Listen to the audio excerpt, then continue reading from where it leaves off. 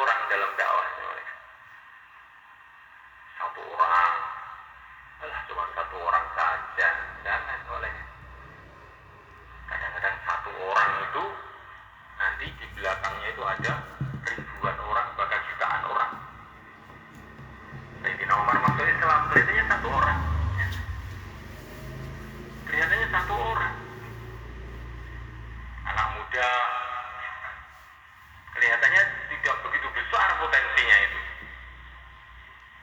Tetapi beberapa puluh tahun setelah itu, bagaimana berpuluh-puluh negara telah tumbang, berjuta-juta manusia telah dapat hidayah sebab Sayyidina Umar radhiyallahu ta'ala. Maka kita cari orang satu untuk dakwah itu kita sungguh-sungguh. Jangan, ya kalau mau monggo, kalau tidak mau mboten nopo-nopo, bukan begitu mereka.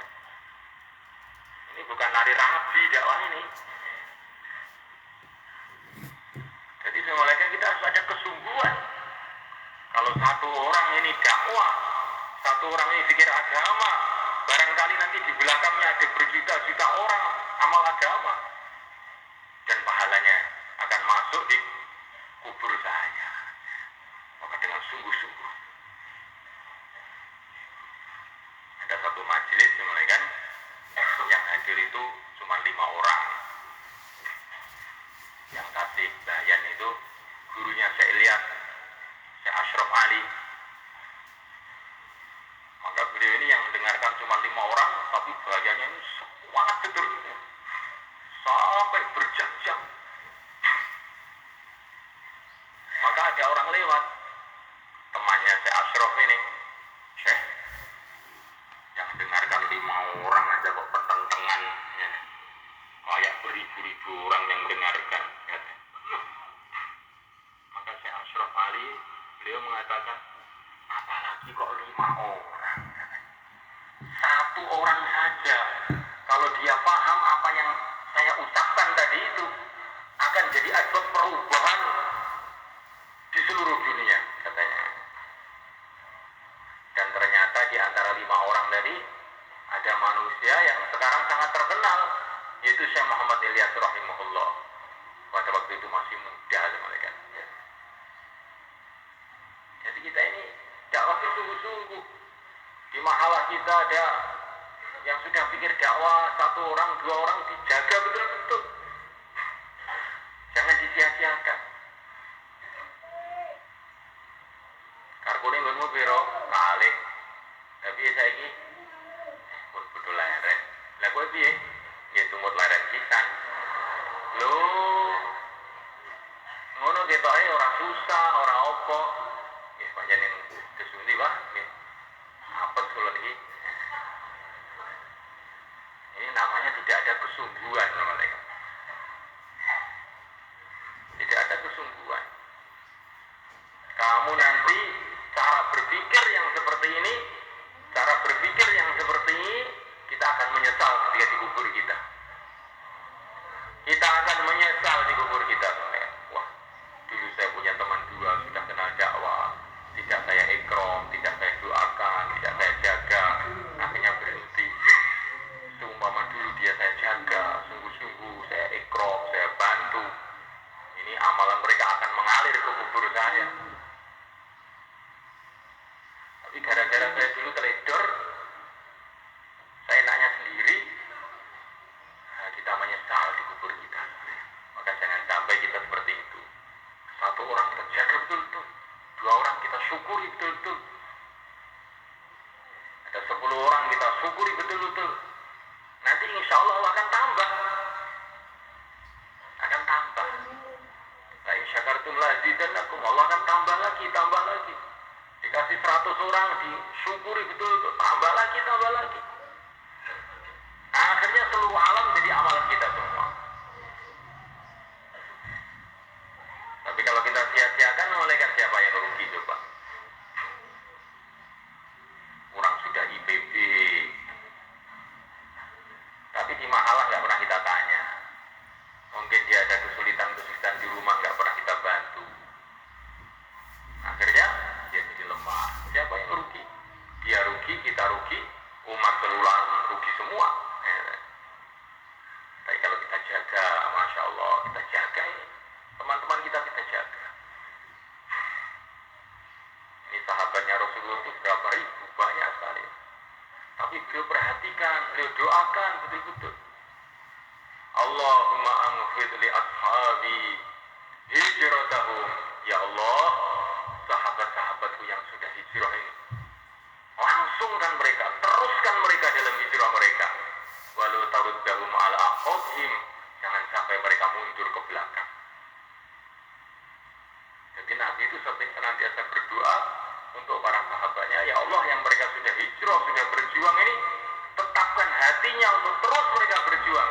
Jangan sampai mereka mundur ke belakang. Ini doanya Rasulullah untuk para sahabat. Ada sahabat yang sudah hijrah dari Makkah ke Madinah. Tapi ketika musim haji beliau pergi ke Mekah, ternyata meninggal di Mekah. Maka Nabi itu sedih, mereka. Walakinnal ba'i Sa'ad bin Khalah asa alaihi Rasulullah sallallahu alaihi wasallam an mata di Mekah. Kalau Rasulullah itu teringat Sa'ad bin Khalah ini, beliau sedih. Dia sudah niat hijrah, sudah hijrah ke Madinah. Kok matinya bukan di tempat hijrah dia? Kok matinya di kampung dia yang awal? Sedih Rasulullah. Padahal ini matinya itu untuk haji loh malaikat. Tapi Rasulullah sedih. Maunya Rasulullah itu kalau sudah orang itu hijrah, pokoknya tidak akan kembali ke rumahnya lagi. Mati di tempat hijrahnya.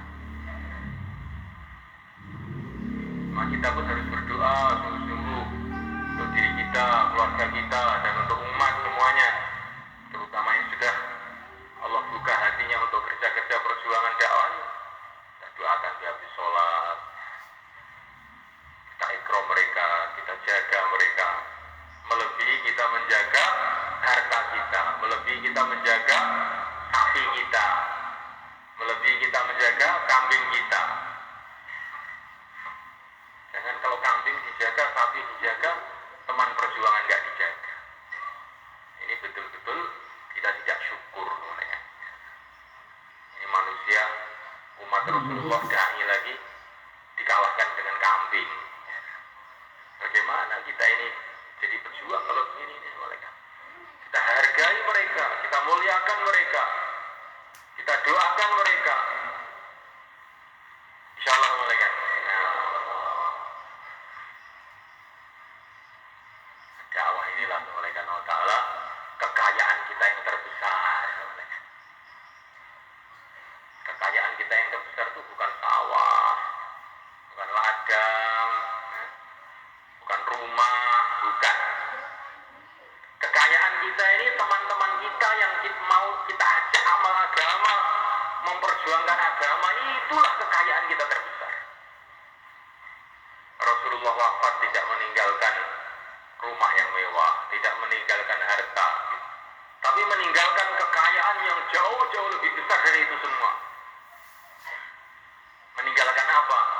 Meninggalkan Sayyidina Abu Bakar As-Siddiq radhiyallahu ta'ala yang membuka Romawi, meninggalkan Sayyidina Umar radhiyallahu ta'ala yang menaklukkan Persia,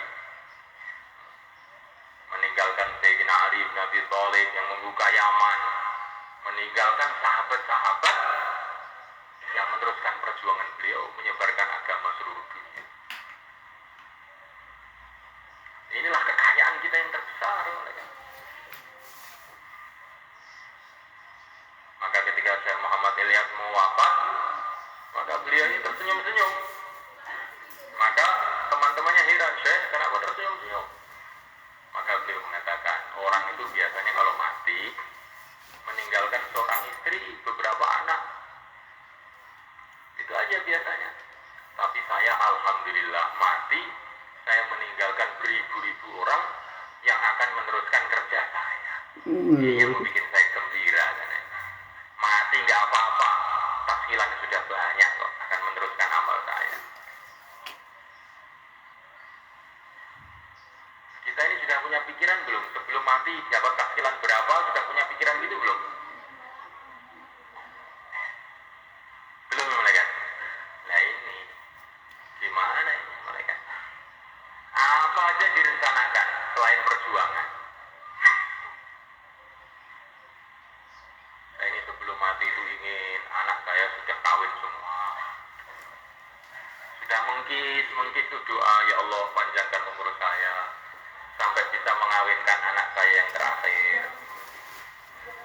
Saya itu ingin mati, anak sudah punya rumah semua.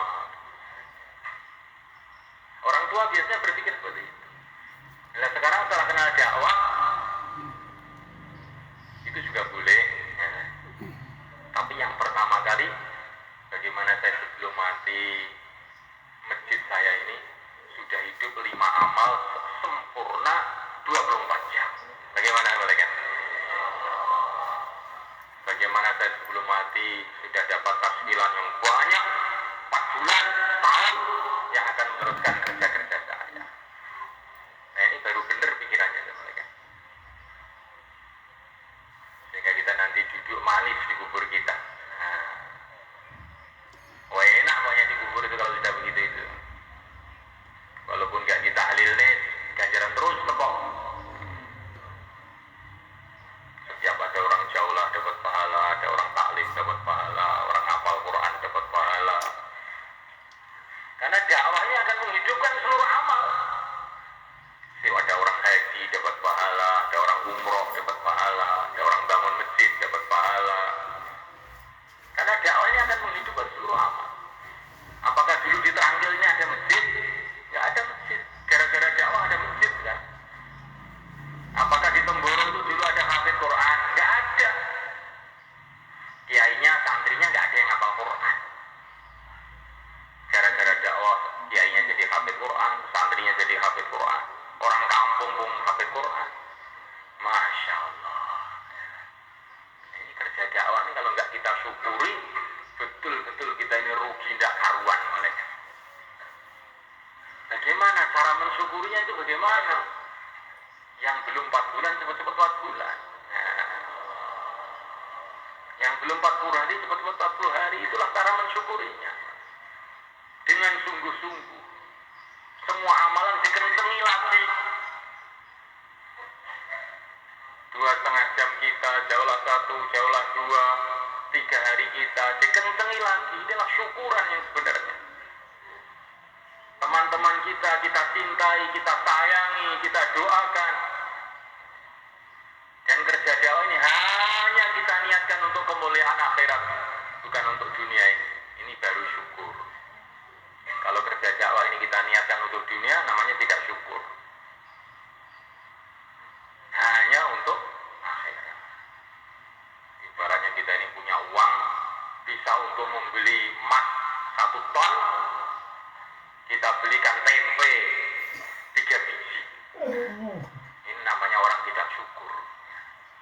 Ini amalan ini bisa untuk membeli surga, mau untuk dunia, namanya tidak syukur. Amalan ini bisa untuk mencari ridho Allah, kok untuk mencari ridho manusia, ini namanya tidak syukur. Amalan ini bisa untuk mencari istana-istana di surga, kok untuk mencari duit di dunia, namanya tidak syukur. Syukur itu kalau kita gunakan amal ini hanya untuk cari ridho Allah, hanya untuk kemuliaan akhirat, baru itu namanya syukur. Jadi jaga betul amalan ini, melebihi kita menjaga semuanya. Insya Allah kita niat semalakan. Maka yang mau keluar 4 bulan, 40 hari, tambah masa, bisa masak, silakan berdiri, silakan. Alhamdulillah, jazakumullah.